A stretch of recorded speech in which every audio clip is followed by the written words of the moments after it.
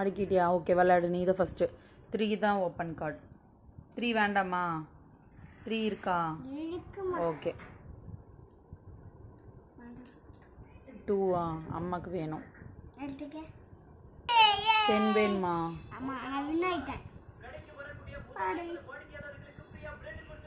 Number கரெக்டாக இருக்கான்னு எல்லாம் கவுண்ட் பண்ணிட்டு அப்புறம் இது பண்ணு.